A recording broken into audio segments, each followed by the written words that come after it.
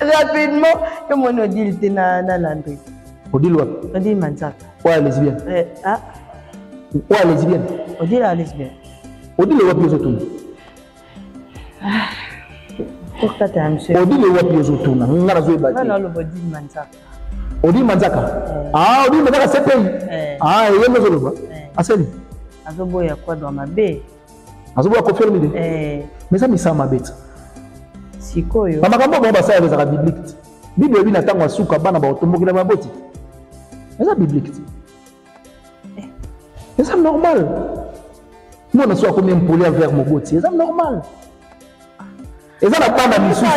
Et ça n'a pas na misusu. Bana mibali âge mona ba papa ba. Aninga zongi sabino ka ndenge landa zolo bake ba président nyonso ya wenge eza cop na bango ke balinga ba danseuse baninta zongi sibino mabeni ya lutu. Hein? Malba soko ta mona moyibi zana. Ah moyibi. Kasi ya lobi wengeti. Peut-être artiste msu ya wenge pe basala ngo. So basala raté, il faut se méfier. Malba celui qui se sent piqué connaît l'affaire. Comment ko se sentir piqué na makambo yebi ke we rasala na ngo. Au moins, déjà, Gel, c'est une folle. Gel, déjà, c'est une folle. C'est un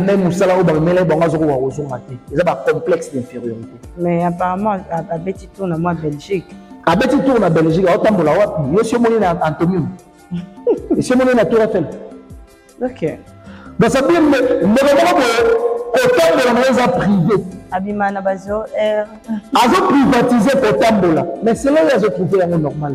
Et puis, tu es une femme. Un jour, aux alentours, on m'appelle maman na Katianda. Pour avoir des gens comme ça, on dirait que comme elle maman na Katianda. Batu batala rabiso toyebi bangote.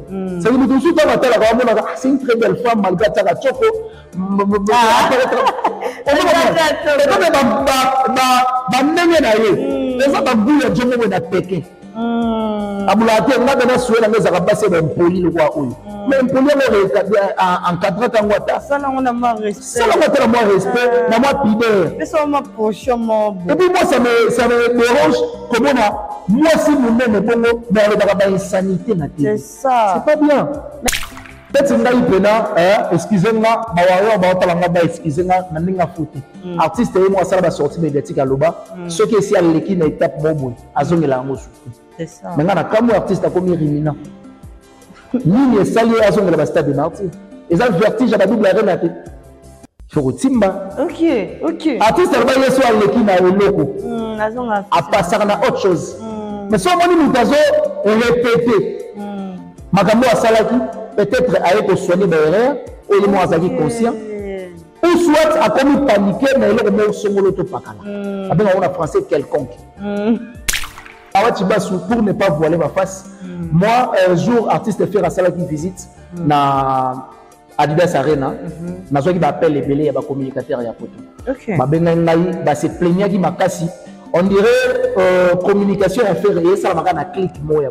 On dit Laurent Tendance Moussala ou Asalaka, Azaraloa guide ya communicateur et artiste faire rigolo. OK.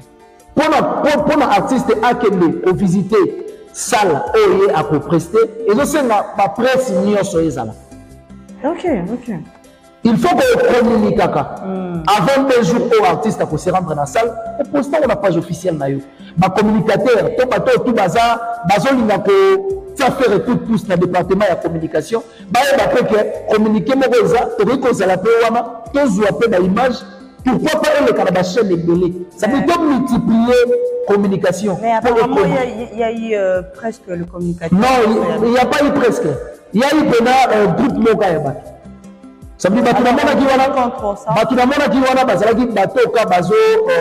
partenir dans la réunion au bateau sala. Alors que le bateau sala hors réunion, peut-être que ça peut pas soutenir. Jazz Kavoulou, Era Ramirez, Missananga, Prince Bakali Monaroi, et puis Laurent Tendance. Nous avons des personnes moana. C'est fini. C'est ça, c'est fini. Il fallait passer même 20-30 informations et ça va vraiment véhiculer et mêler.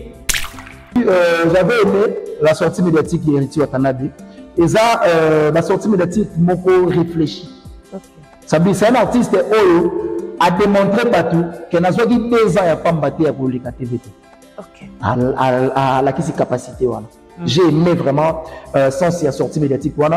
Et surtout, moi j'avais fait déjà des émissions où on a prévenu qui artiste. On a servi de prévention. C'est une artiste. On n'a pas pressentir quelque chose. On n'a pas pressentir. On n'a pas dit qu'il aboutir. Mais c'est une artiste. Manika sala émission. Il y a un plateau bakangi ba singate ba beti efingité. Alors banga na lingaka hérité. OK. Et les cas des antés. Mbalamam a commis ko linga hérité. Ni ne sala di o linga hérité mais deuxième l'équipe mbalamam lié.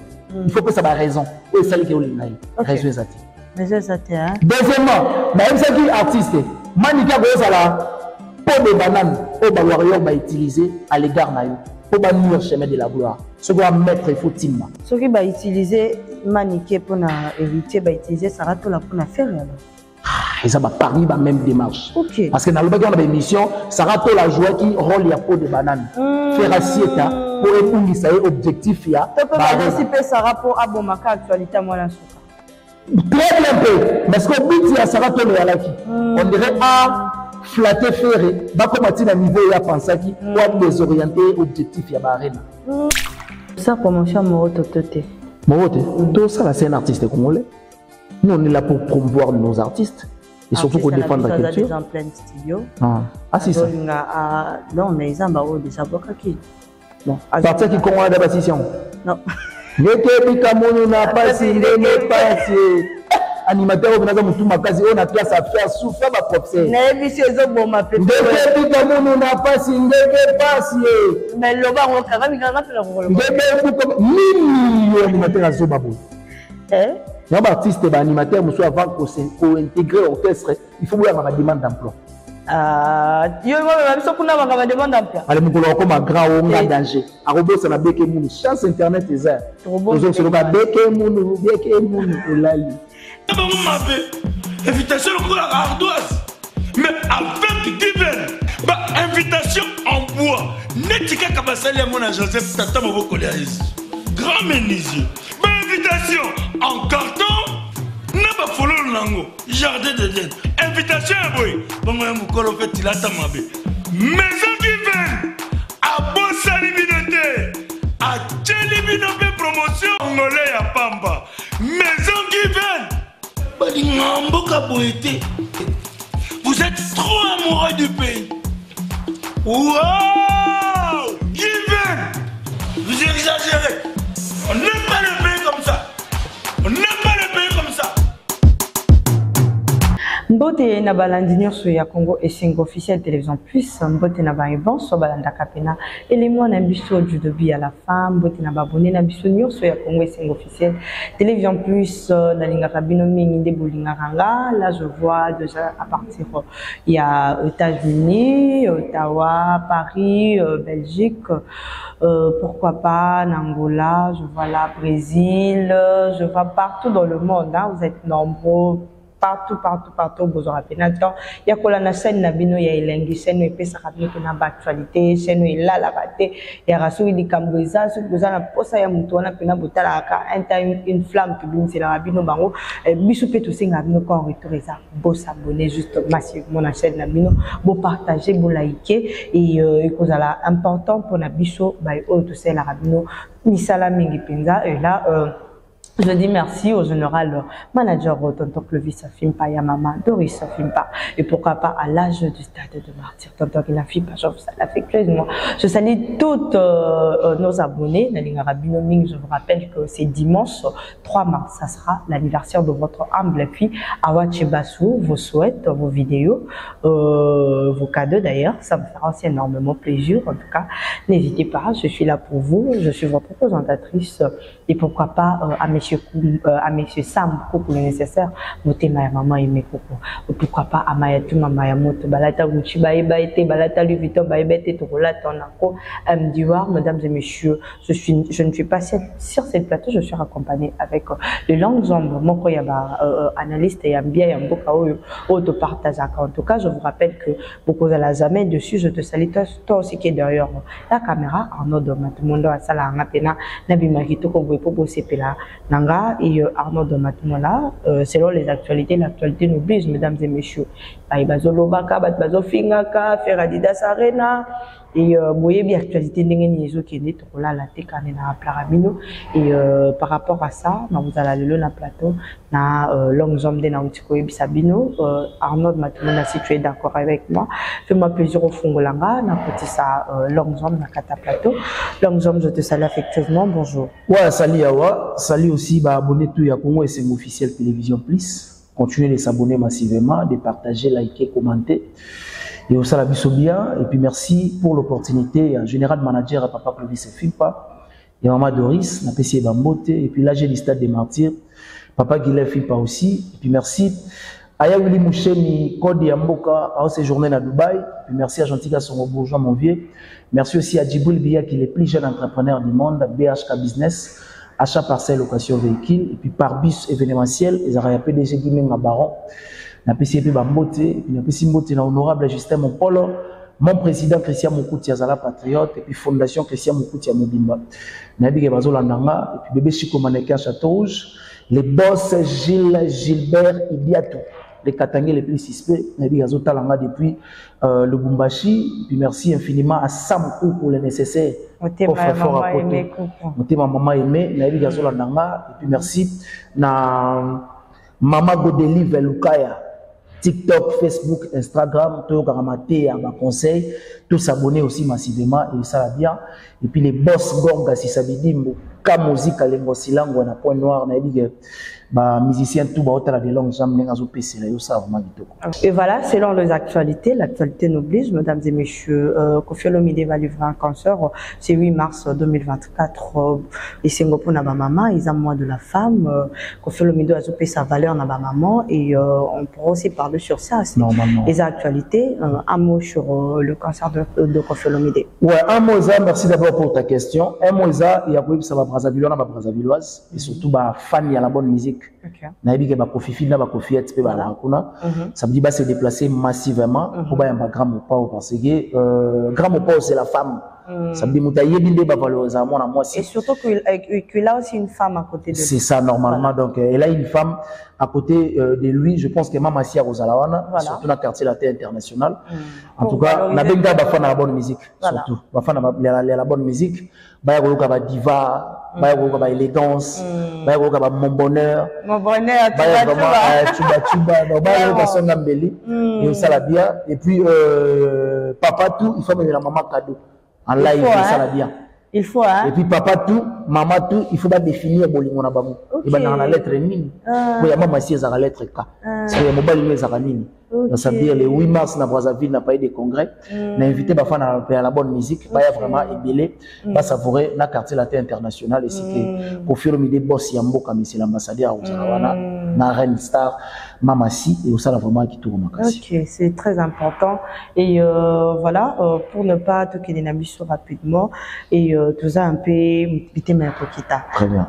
Parlons de faire rigolage de Nion sur le peintre Papa Jojo Motoyamboni Cabroni nako je salue affectueusement selon ses visites tout moni bon faire rigolage à komaki na mboka ya mpaya mboka oyo azozela a livrer ba concert naïe tout en a 3 arénas j'espère que vous êtes au courant et visite naïe toi de toi comment on a faire rigolage qui bien accueilli na kata mboka wana de toi et ça la kionde.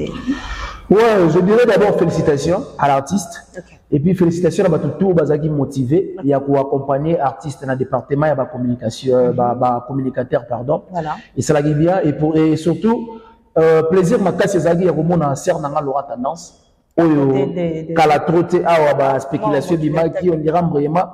OK. Personnellement, il y a affaire bazaki na problème té. Ezalaki ka ndenge ba radio tutoa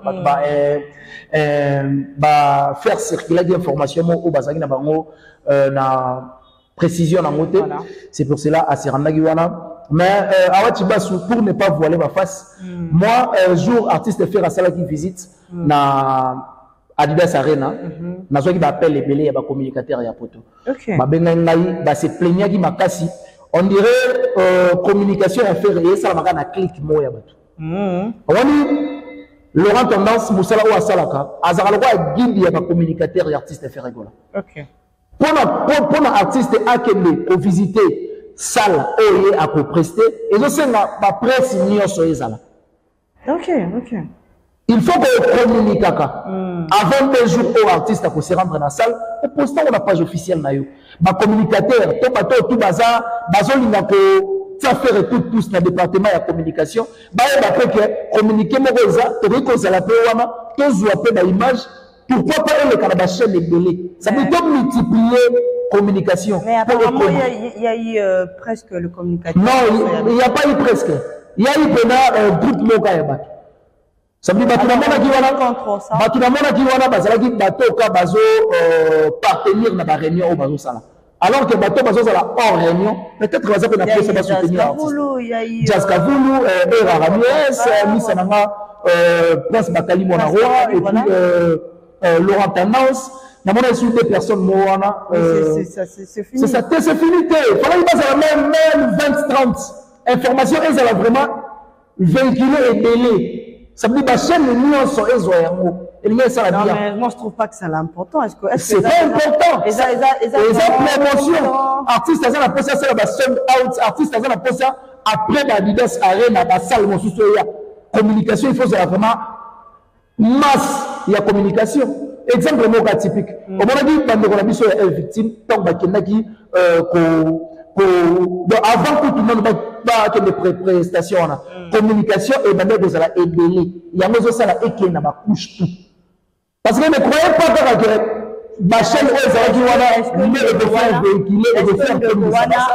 est-ce que nous avant aller kanakati ya ba concerné à Bitakawana est-ce que nous à visiter qui ba salle bon de faire à visiter est-ce que c'est important que il faut faire attendre la journaliste pendant que ça va visiter mais ça il faut parce qu'il y a beaucoup de journalistes qui peuvent se plaindre bah même il y a quelque part on dirait négligence quelque part aussi on dirait clairement regarder bazo s'accaparer na faire alors que faire azab musicien ya batu nyonso azab artiste ba boloté azab artiste ya biso de la fan ya la bonne musique OK mais ça biso qui beaucoup de privé ba fan ya la bonne musique faire ça fait tout ça la vie faire otambola ne kuna ndenge te na sens nini ngana lobi boy ba communicateur ya poto ba benina non citer le nom et de mon dire de quoi se plaignant qui et de mission de moins par rapport à démarche de ya salaki mais epele ba benanga ba lobeka ke ba se sentir on dirait négligé.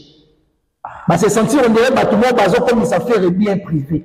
Alors que, bango, tout, bah, ça a droit à faire, bango, tout, bah, ça peut n'a pas ça, il y a que promouvoir faire, pas seulement que promouvoir faire, que promouvoir aussi culture, n'a biso, ya Congo. Et c'est très important. Donc, prochainement, s'il y a un rendez-vous, il y a beaucoup d'artistes à revisiter, peut-être Genève Arena, bien, Laurent Tendance, en tout cas, poster, message, dans la page officielle, na yo, pour ça, que, bah, se rendre compte, message, et ça va vraiment véhiculer dans plusieurs groupes. Pourquoi pas plusieurs pages et ça va bien. OK. Ouais. Et voilà, tous on a moi qui si m'a sorti médiatique qui a des problèmes sur Jaël Show a attaqué Ferré et j'espère bien aux au courant ndenge maramio ces olika et de toi ils ont salon ndenge ni continuera toujours pour le mabe moko ya Ferré malgré l'organisation ya Ferré ndenge zo qui ni malgré makamio so faire ça la mais Jaël Show là la te kaka na kombo ya Ferré. Bon, merci d'abord pour ta question. Premièrement, on va au côté vraiment dans quatre questions, on va sa réponse. Déjà, Jaël, c'est une folle. Jaël, déjà, c'est une folle. À quel moment ça là, on va mêler, on va mater. C'est un complexe d'infériorité. Mais apparemment, à Betty tourne moi Belgique. À Betty tourne à Belgique, à Otambola Wapi. Je suis monné à Antonium. Je suis monné à Tour Eiffel. Ok. Donc, ça veut dire, mais vraiment, autant de la maison privée. Abimana Bazo, R. Ils ont privatisé pour Tambola. Mais c'est là où ils ont trouvé un normal. Et puis, tu es une femme. Okay. Un jour, aux anaposa, on m'appelle maman na Katianda. Pour avoir des gens bota, on dirait que comme elle maman na Katianda. Batu batala rabiso, tu es bibangote. Ça veut dire que tout ça batala rabiso, c'est une très belle femme malgré ça la choco.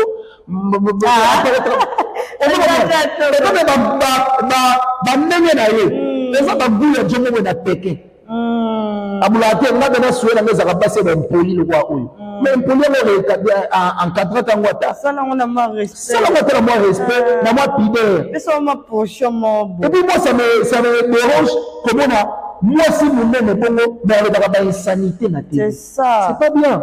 Mais apparemment tu na banga loba ya linga ba loba buzo baté apekisa ka bata buzo ba mais apparemment buzo bango zo kola. Mais ce que nous doit traiter qui ba anti valeur. Tant ouais na Congo ayambi ba anti valeur wana kuna. Ayambi bango isu. Mais bazala kuna bakanga ba photo. Yo moni te ba photo kezo. Ça dit mon doigt za entouré na ba anti valeur. Ndenge adage mo lobaka ndoki ndenge ba moninga ndoki. Voilà. So moni mutu azo ba ba anti valeur, c'est que yé mo pas ça anti valeur d'esprit. Pozo tambola na bango. Donc artiste est mort à anti-valeur suprême. Oh. Ok. Mais comment le voyez le bando qui tandis que les gens quitté? Parce que nous pouvons y anti-valeur, il faut y avoir des départ aux aléas. Quand tu comprends que baza bando qui carrément tu le chasses de chez toi. Mais tant qu'on veut chasser bangote, tant qu'on veut chasser bangote, c'est que ça clique il y a association de bloquer. Ok. Donc ça va dire que la vie on ça va loyer, joyer pardon, mais on l'accès son lié le bangote. Okay. Alors que l'artiste a l'ingaro makasi. Parce que bateau est traité déjà d'anti-valeur. Bateau est suspendre déjà comme hors orchestre. Il faut pas subir non pour la musique en aïe. Peut-être bah cause de conscience. Il y a que l'on la mécanicien ma belle, bazarana il y a qu'on instaurer à malamou.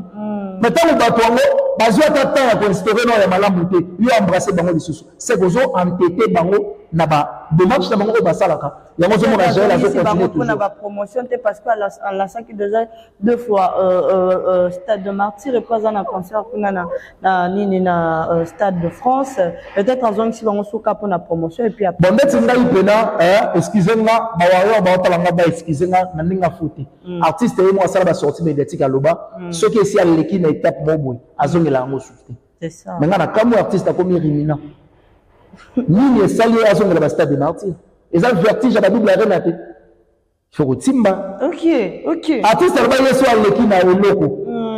À passer à autre chose. Mais si on dit nous répéter.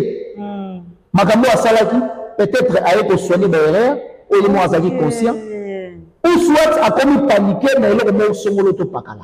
Avec un français quelconque. C'est ça. Vous comprenez? Mais c'est plus selon moi, na comment les artistes azaki convaincu. Na ou salaki na Stade des Martyrs. Parce qu'il y avait beaucoup de concerts où étaient dans Stade des Martyrs, mais aussi il y a beaucoup de rectifications là-bas concert tout où étaient. Mais na concert mais étaient il y a bina qui trop aïe magité. Peut-être aïe. Très bien, ça peut être. Peut-être la supposé. Atchape moi mouinda ne fera tchara mouinda très bien. Très bien. Il y a un artiste ami comme ici Rimina. Rimina c'est le roi Bajar Bantama. Mais bon que les mabo pèse espace à Zamoutoire. Puis au Mazamoutou, mais là ce qu'on problème dans les années. Au moment où il fallait à Betaï Barena. Moutou me rotatsagi badet. C'est ça. Mais faire à la veille, il y a beaucoup d'Adidas Arena, il fallait être Lyon à Bordeaux. Il y a pas signe, il y a pas panique. Ce qu'on panique à en tout cas. Quand on prétend aux agrants, nous tous agrants. À quel kilomètre dans la Sénégal, on y a prétendu à Gaza. Envisage à l'école. Bakadjou, Bataïk, Banaza. Ce qu'on veut noter les sous Simani. À Bossana Kelo. Très bien. C'est que Azana va redevabilité Bobo Nassima.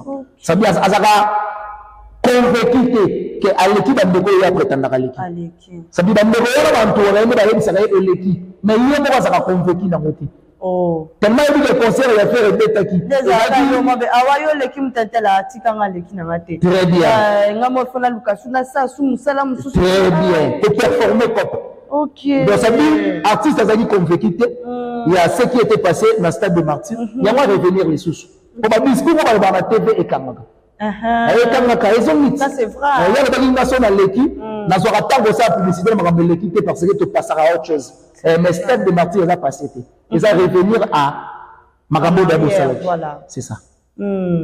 Et voilà, tous on appelle Mamoké Sima, tout le monde qui bon de connexion héritier Watanabe. Nakati il y a émission, il y a grand frère Nabiso, il y a Iné Nabiso Papimboma, Kobo il y a bongo anti-valeur, il y a lobby. Azara contre bateau ba insultaka. Très bien. Alingara bateau azolinga na été pour qu'on puisse faire la promotion de l'album. Il faut qu'à inciter non. Il le contre ça.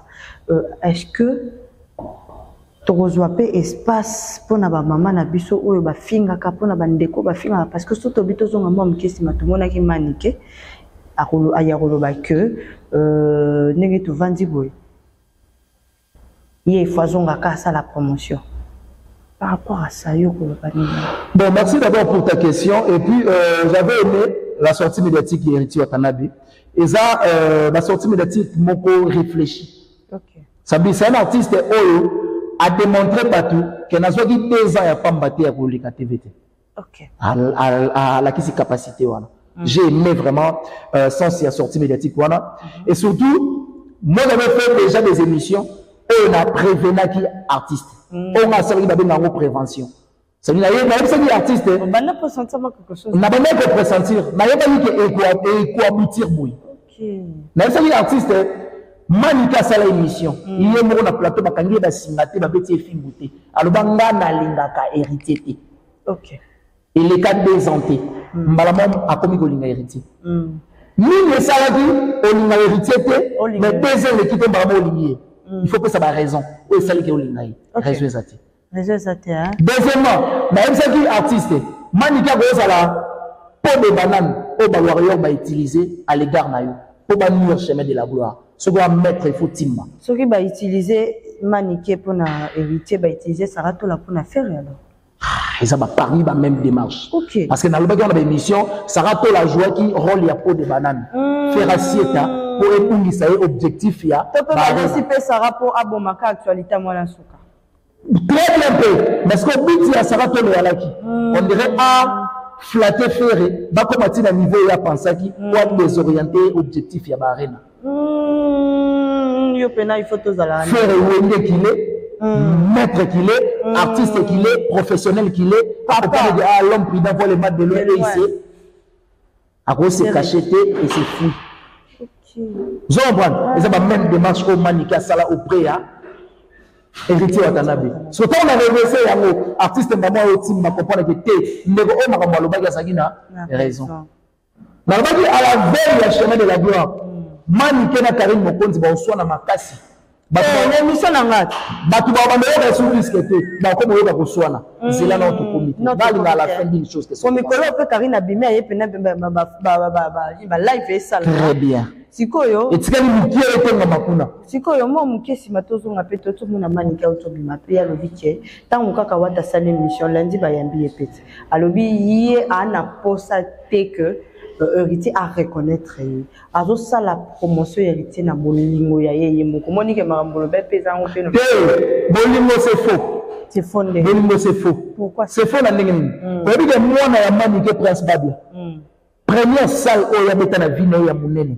C'était Atlantique en Angola. Opportunité où il a tapé sa Prince Babia. Prince Babia c'était le seul artiste et héritier série d'Abeta première arena où ils ont un bon belé pour les artistes. Parce qu'il y a une scène pena ya Atlantico a eu la ville Babia. Entre temps Babia ça les chouchous d'Angola. OK. Makabela est pas possible. Sans moi nazwa ki penza yango wana. Mais si ko Manika ya ko s'attaquer la guerre na Karim à cause de ça comme héritier. A finir héritier comme pas possible, a bien un jeune talent. Ah, c'est ça qui est pas fallu. Mais maintenant il y a mon toba ça qui est. Ni raison la qui ça comme munene. Bargima na ngozani. Exactement. Maman ni na ça déjà, maman ni ba ça ba genre ba mythomane. Mythomane c'est une personne où agolo ba non na tongo wina. Et ça na ba genre na bango. Parce que héritier on a des artistes qu'il est. Moi na wenge qu'il est, professionnel qu'il est. À quoi adopter facilement tes points de à Chanjaka. Ok. Français, moi, français, le bagage qui trahit, trahira. Nous tous, c'est un moment. On a facilité au moment. Ok. Mais héritier, merci beaucoup pour ta sortie médiatique. Merci parce que vous comprenez que vous allez entourer la valeur. Et puis, que vous plus loin. Il y avait condamné même Badadi Moua à Francis Dibaya. Mais les gens sont contre. Non, les gens sont contre comment? Les gens disent que ça est bomi moi valeur. Comment toi tu peux venir à la télé pour dédicacer les gens beaucoup, mais pour véhiculer le message il y a orchestre bouquet.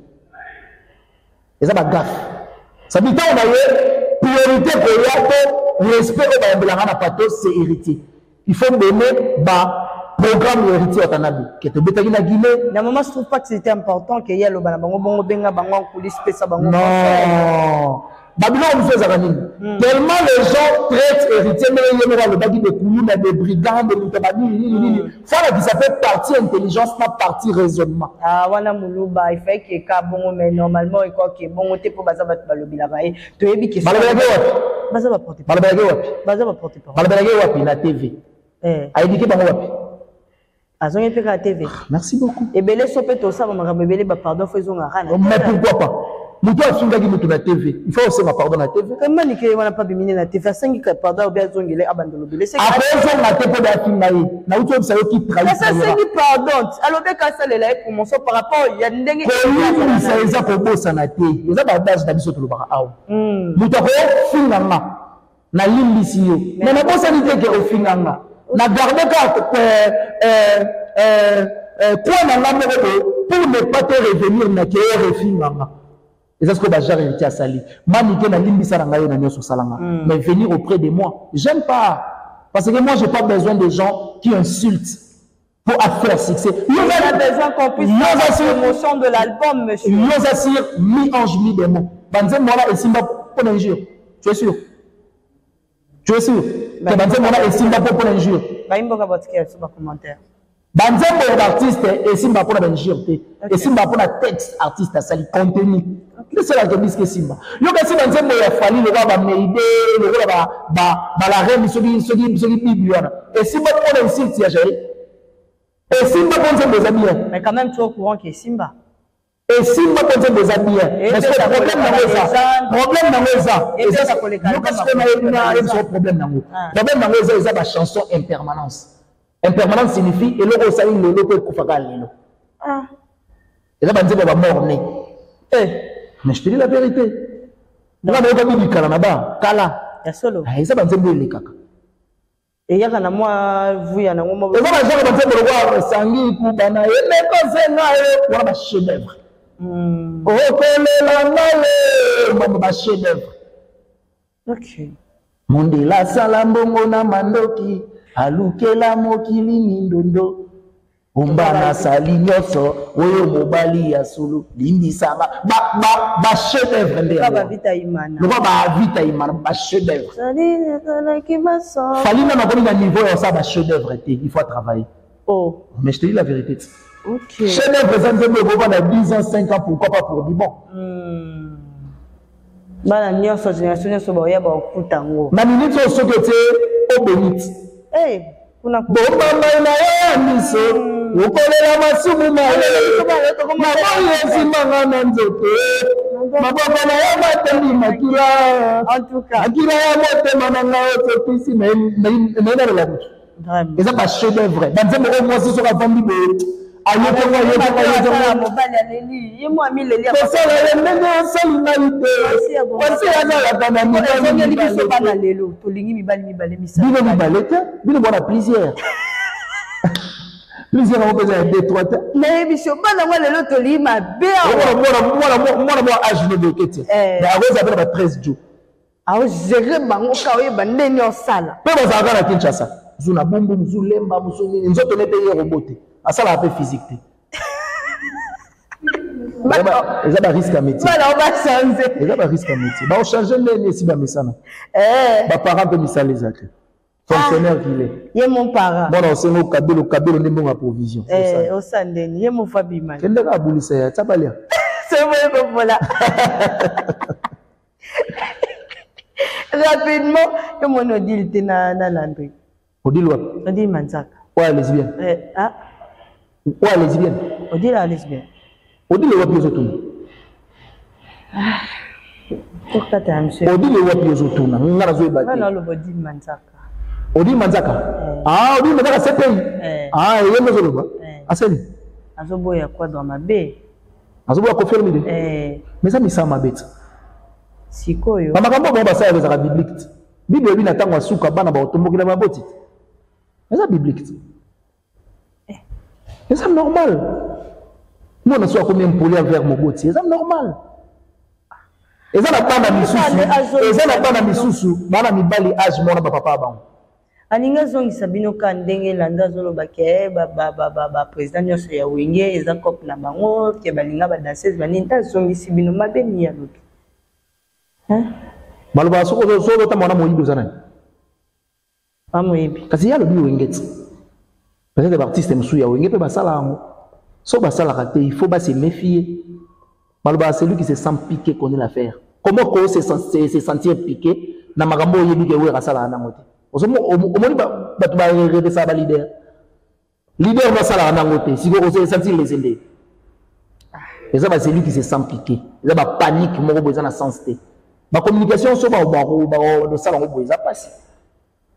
Mais ça va propre communication, pour le artiste mais ça va moins intelligent. Pas si non, il y a un artiste, place sur le papa, la papa. La papa.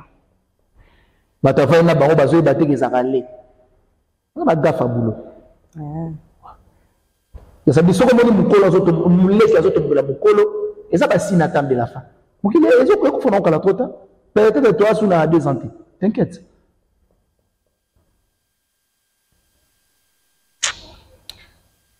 Tout ça, promotion Moroto Toté. Moroto, tout ça, c'est un artiste congolais. Nous, on est là pour promouvoir nos artistes et surtout pour défendre la culture. En plein studio. Ah, c'est ça. Non, mais ils ont déjà beaucoup. Bon, partir qui commence la décision. Non. Animateur on a mutu makazi on a place à faire souffrir ma propre na biso ezo boma pe ndeke bikamono na pasi ndeke pasi mais loba on kanga pe la ngolo ndeke buko nini animateur azo babo y a un artiste ba animateur muso avant ko intégrer orchestre il faut voir ma demande d'emploi yo moi biso kuna ma demande d'emploi ale mukolo ko ma grand on a danger arobo ça na beke munu chance internet eza toujours sur ka beke munu olali. Un mot pour l'album de Ranson de Ngema Makana Igwe par rapport à courage. Voilà. Mais à se prendre en charge et pas en un air solide pour marcher les disques Zoé Mabé. Pour faire le dans un studio. Héritier dans un chemin de voir les 15. Fallait zoner sous studio. Faire le volume nous soit banté mozopima. À un air solide. Clip déjà pour te bimi déjà. À un air solide. Ok. Des pères qui sont similité pour Thérèse Mabé Makassi. Fabrigas au Casino de Paris. Bravo à l'artiste, merci parce qu'il va promouvoir la culture à Congo. Ok. Bravo. Et invité Naïd toujours comme tel, depuis qu'il n'a moni peu bon bazar sur un concert, mon fou bêta Angola et pas papa la mission Paolo Tudilou, un mot pour ça. Ouais, Pomba aussi c'est un bon. Okay. C'est un bon, c'est un artiste à Salam ça est bien. Je pense que tout bazar na occasion de Paris et surtout na Zénith, bazar des cités. Okay. Parce que bah, on a la face, il y a des artistes qui ont la compétence, il y a c'est ça. Mot de la fin, ouais, mot de la fin, vous allez remercier. Merci pour ton invitation. Merci à toute l'équipe et à Congo et c'est officiel Télévision Plus. Merci beaucoup. Merci à Arnaud Matoumo, on a double ça. Il nous filme, il va aussi nous monter. Voilà. Donc, ça me fait ça. Et puis, merci à le général manager Papa Clovis et Fimpa. Merci à Yaouli Moucheni depuis Dubaï. Merci à Gentika Songo Bourgeois. Merci à Djibril Biya qui est le plus jeune entrepreneur. Merci à Parbus événementiel PDG Gimenga. Merci à Yassam Koukou, le nécessaire. Maman aimé voilà. Et puis merci à les boss Gorga Sissabidimbo na Pointe Noire. Et puis Darling Mopila, chauffeur au Kumbanga na Pointe Noire. Et puis l'artiste tout, il y a ka musique à Lengo Silangwa. Et quand la trotte est dans un bango face, les longues jambes les amis des longues jambes poids noirs, déjà. Et puis merci à Gentika Songo Bourgeois, mon vieux. Merci, c'est maintenant. Bon, il y a Christian Moukoutia. Il y a président Avi. Mon président Christian Moukoutia, Zala Patriote. Et puis Fondation Christian Moukoutia Mobimba. On a des cœurs avec des longues jambes. Mon numéro c'est plus 243 90 69 092 17. Plus 243 90 69 092 17. Arnold Matoumona, je te salue. Un bonjour à toi, un clin d'œil à toi aussi, Hervé Maillot, depuis Bruxelles, je te salue. Et le bim t'as 800 à mon anniversaire à Ouachibasé, voilà. C'est pas une émission, quand on est dans la cabine, mesdames et messieurs, cliquez la sur commentaire, aimez, partagez plus. Je vous demande plus de vous abonner sur votre site Congo et Sing officiel télévision, plus que veut dire que, mesdames et messieurs, pendant que votre présentatrice à Ouachibasé est sur cette chaîne, je vous rappelle que vous ne serez jamais dessus. Balata Gucci baibete balata Louis Vuitton baibete to lata on nkoma ya tuma ya moto amdiwa merci beaucoup pour tout et ngala bino tukutena mikolo ya merci.